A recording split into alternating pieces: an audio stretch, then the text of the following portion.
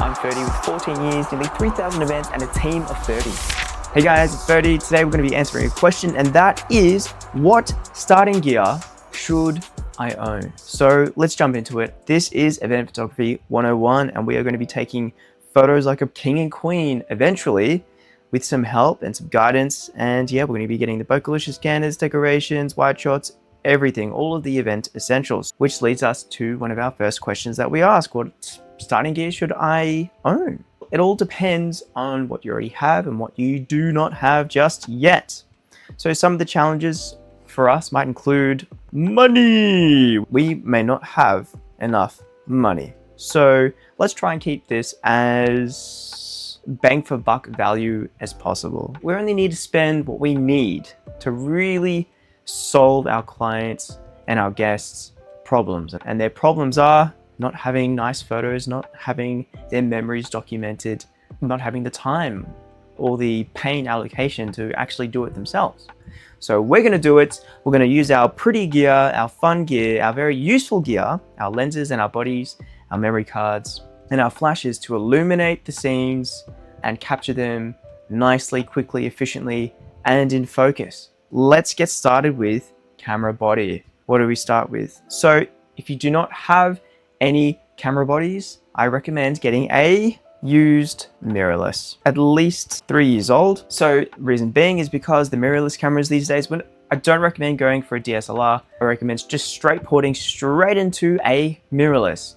You do not need to spend money on a brand new one. You might as well get a secondhand used one because the bang for buck value there is way better, and you can use your savings to buy a Bokalicious lens that's going to help capture some really oomphy, juicy, impactful photos. So get a used mirrorless camera, at least 3 years old. I'm not looking for secondhand mirrorless cameras that were released in the past 2 years or so, or 3 years, because they're still on the expensive side. Yes, they're going to be awesome, but the mirrorless cameras, they can be old. But there's a few features that I want you to look out for. And so why do we even go for a mirrorless camera? It's like cheating, to be honest. The autofocus on these systems are way better. Autofocus is like, whoa, hell yeah. And what else? It's just the way of the future. That's where we are at the moment. Will the technology change in a few years? Oh yeah, 100%, probably.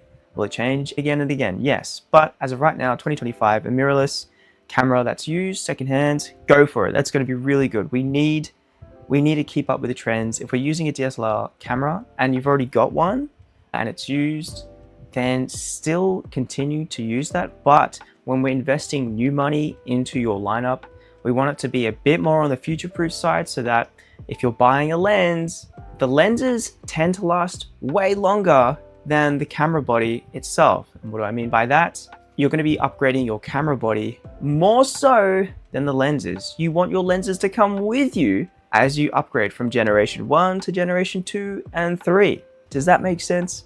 The lenses, they're the real keepers. The camera bodies, they get upgraded from time to time. That's just a generalization right there. Alrighty, so what if you've already got a camera?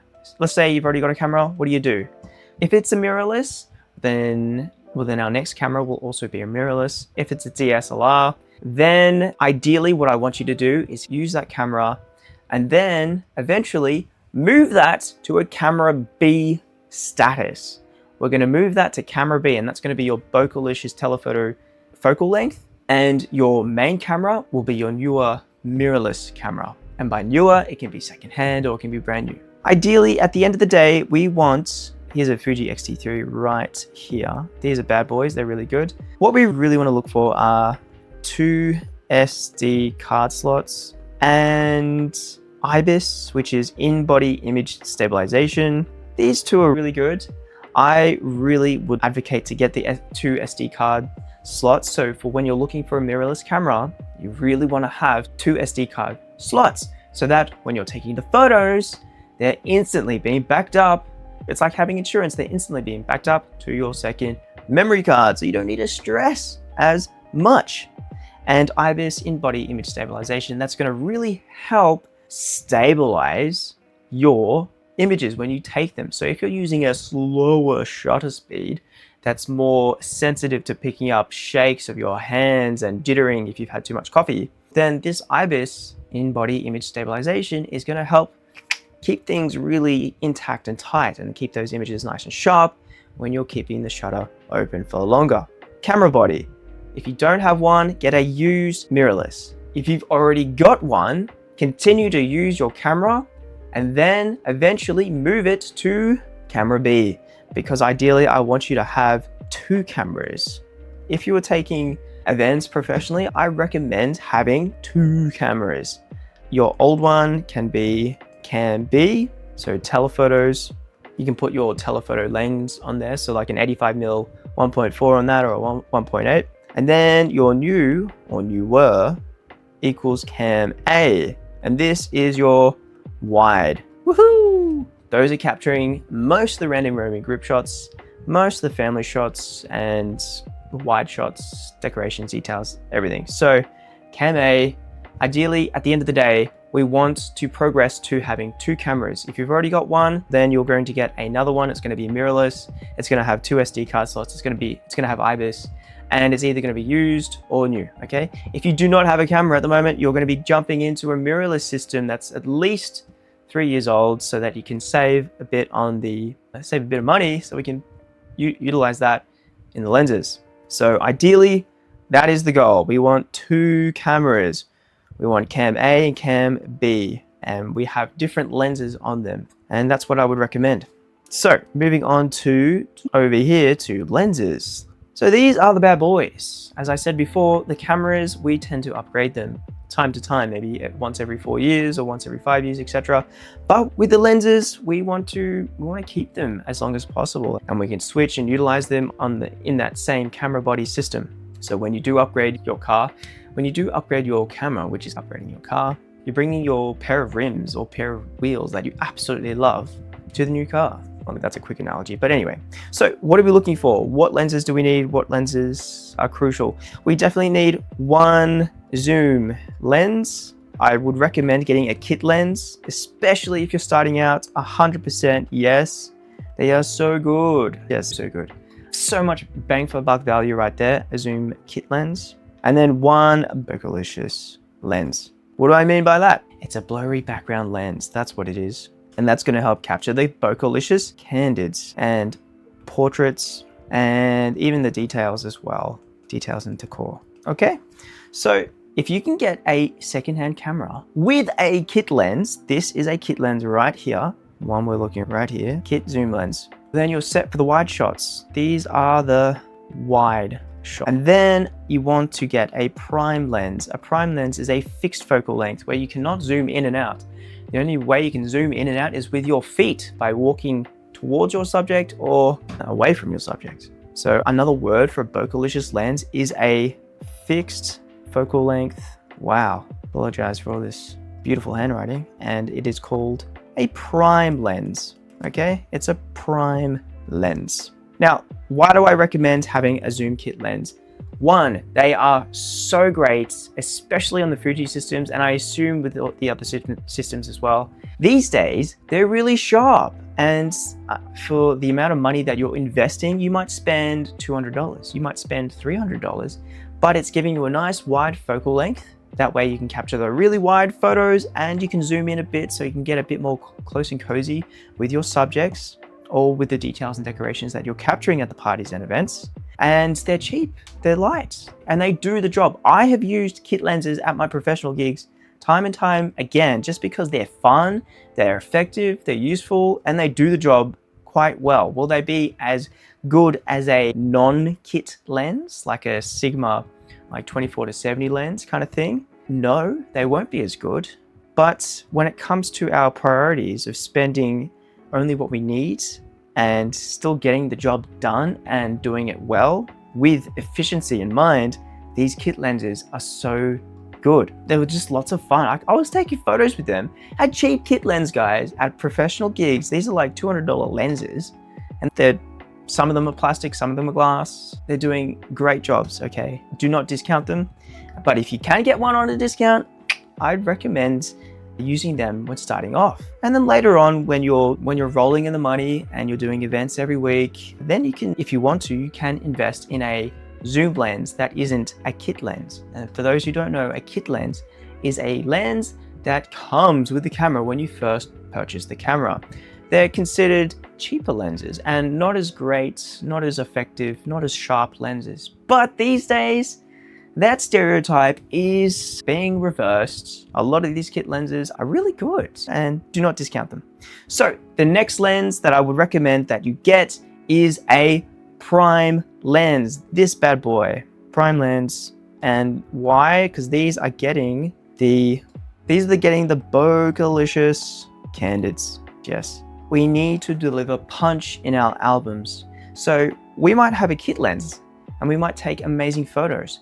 But if we're missing a 1-2 punch with a right hook, the right hook being the Bogalicious candids, we're not going to get the complete knockout straight away. Okay, so I recommend getting a cheap 50mm. It can be a 50mm, 1.8, or it can be on the crop system. So if you don't have a full frame and you have a crop system such as a Fuji, then it might be, what is it? Could even be a 35mm and it's an f1.4. Woohoo, 1.4. Okay. Ideally, what I really would love for you guys to get and invest up to and progress to would be the 85mm in full frame equivalent, and it's the f1.4 or 1.8. Ferdi, what the hell do these numbers mean? The 1.8, the 1.4, 1.4, 1.8. What do they even mean? It basically means that the hole in the lens, the aperture, this hole, it can go ultra big. It can go big, and that means more light.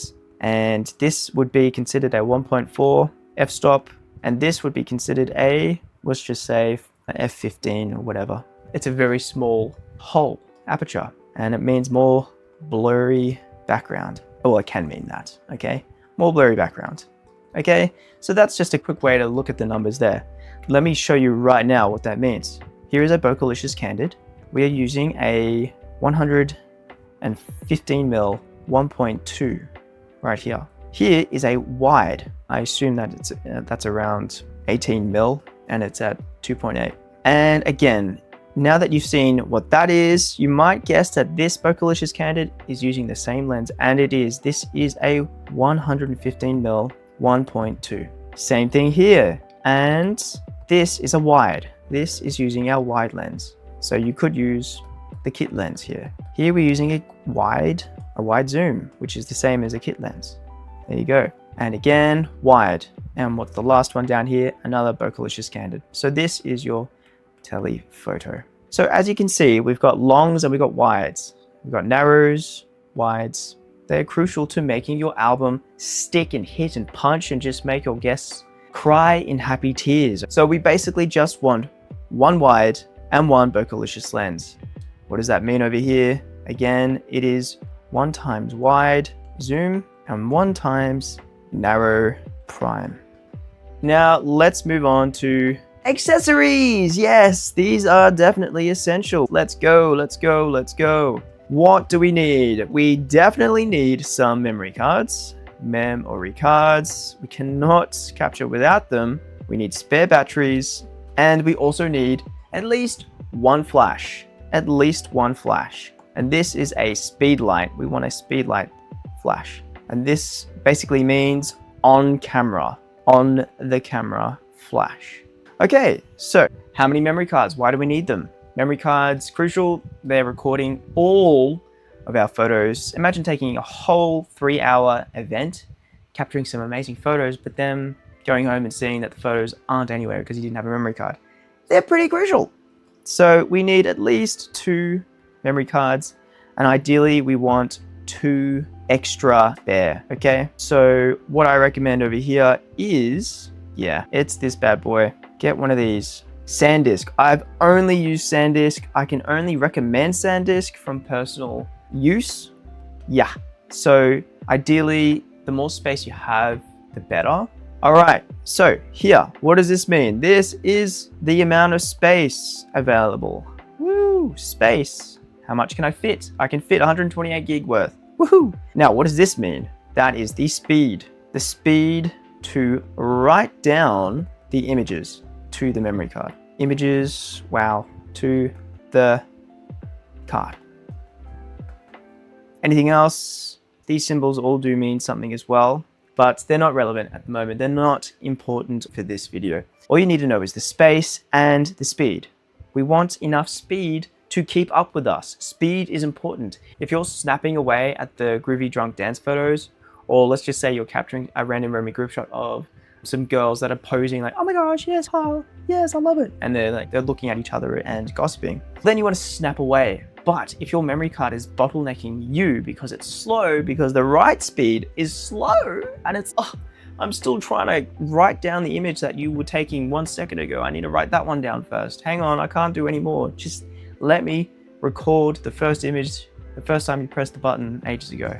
And you're like, what? What a buzzkill. You need a memory card that is able to keep up with you, okay? You need a memory card that is able to keep up with you. And the reason why you need enough space and why that is important is because you do not want to stress. You don't stress during the events. Get a bigger memory card. The less times you need to swap the memory cards, the better, okay? During the events. All right, so let's zoom out. Let's zoom out. So that's just memory cards. We need to now talk about our friend over here. This is the spare battery. We need spare batteries. I recommend having at least 2 additional spares. Why?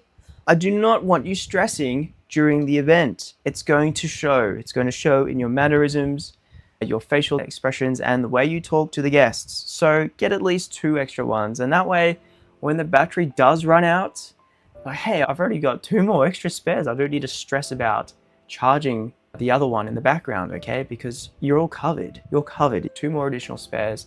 Let's just say they last 4, 5, 8 hours. Then you're definitely covered, okay? So we want to reduce stress. That's one of the main priorities. Reduce stress, my friends, because it will rub off. If you're feeling good, it will rub off onto the guests that you're taking photos. They will have more fun with you. You will capture better photos of them because they're more relaxed and the emotional barriers are down. So yeah, it'll be good. So get some spare batteries. And then lucky last over here, this is our very friendly Godox flash. Godox. This bad boy is amazing. I believe this is the V350. V means battery. Yeah, there's a particular word. Yeah, but it's the rechargeable battery. This is the one I recommend. Recharge battery. And have at least 1 additional spare battery, because you don't want the flash battery to fall out on you, because that sucks. I've been there and it sucks. You never had a spare battery and your battery's flattened out because you were flashing away. So yeah, get a spare battery, please. Now, talking about the V350 Godox. The best bang for buck value. Oh my gosh. Wow. Value as. Holy shiza. So good. Now, V350, why this one? Why V350? Cheap. Really cheap. Effective. Oh my gosh. Light, weight, and geez, they're really good. I use this flash all the time. In fact, there it is there. Let me get it. Look at this bad boy. Look. It's puny. Oh, take away the mag mod, but so cute. It's so puny. It is awesome. There you go. Heaps of fun. Later on, we can talk about accessories in another video of other accessories we should get. Yeah, it's cheap. It's effective. It's lightweight and it's super fun. Oh my gosh. Hell yeah. So good. That's what I would recommend. They go, well, how much did I get this? This was like $200 for the rechargeable one. But you can get ones with AA batteries. And so if you're really tight on money and you've got a truckload of AA batteries, because I don't know why, but you do, then go nuts with the AA battery version, okay? I just like having rechargeable batteries that I can charge up after the gigs. Let's have a look. Here we go. Let's pull it out. There you go. Rechargeable battery. Yeah, so you can get the AA battery version, but that's up to you. I don't recommend it because that means you'll be paying money for the batteries. Whereas you pay for the rechargeable battery once and then you just recharge without having to go to the shops to get some AA batteries because you're like, ah, crap, I've got a gig coming up. Oh my gosh, I forgot. Nah. All right, so there we go. We got the flash. We have the memory card. We have the spare batteries. We have the mirrorless. If you've already got a camera, we're going to get a mirrorless as our next camera. And then your older camera is going to become camera B and your mirrorless is going to be camera A.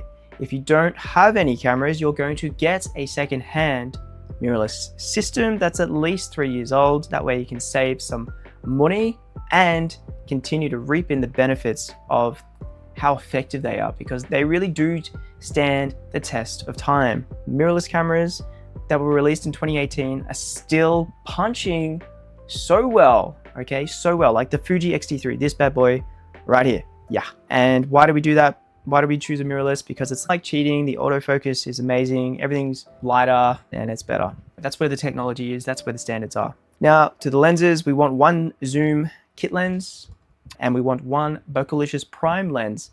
And it can be a cheap prime lens. It can be a 50mm 1.8, or if you've got a bit more mullah, a bit more money, then you can go a bit longer with the telephoto focal length and go to an 85mm and get a 1.4 or a 1.8. And then going down to the accessories, we want at least 2 additional spare memory cards, and we want 2 additional spare batteries, and we want at least this bad boy Godox flash, because these guys are amazing. Alrighty, so I hope that helps with answering what starting gear should I own. Those were the bare bone essentials. I was just also assuming that you have a camera bag, but we can do another video on more of the other accessories such as the mag mod and bags and harnesses, etc. So my friends, I hope that helps.